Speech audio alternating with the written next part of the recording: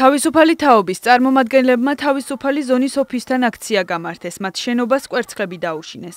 ადგილზე მობილიზებული იყო პოლიცია, დაკავებულია თავისუფალი თაობის რამდენიმე წევრი: ლადო სადღობელაშვილი, გიორგი მუხიგულაშვილი, ზურაბ ბიგვავა და ცოტნე ბუჩუკური.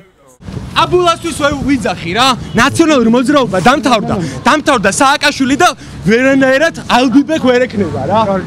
იყო კვერცხის ინციდენტი, იყო მათ ესროლეს კვერცხები, მაგრამ ვერ ხვდებით 21 საუკუნეში, როცა ნაციონალები ეს 9 წლიანი პირსისხლე რეჟიმს ატარებდა, ხალხს ტყვიებს ესროდა, ჩვენ უბრალოდ სიმბოლურად მათ ვესროლეთ კვერცხები და ამის გამო დააკავეს ჩვენი ლიდერი. თავისუფალ ზონაში აქციას ხელისუფლების მიერ ორგანიზებულს უწოდებენ.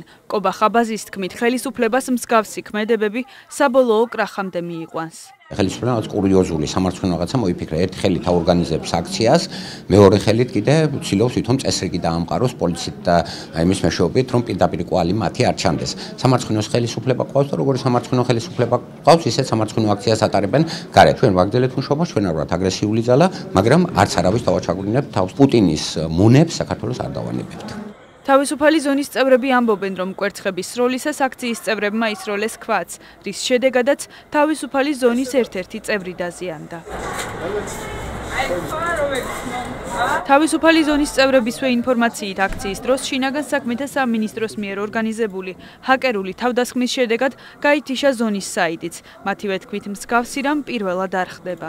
ეს პირველი შემთხვევა არ არის, პერიოდულად ხდება ხოლმე, რომ გვეთიშება ვებგვერდი და ამას აკეთებს შსს და ერთ-ერთი ქვეყანაა კიდევ გასაკვირი არ არის რუსეთი. თავისუფალი თაობის აქცია თავისუფალი ზონის ოფისთან ამ დროისთვის დაშლილია.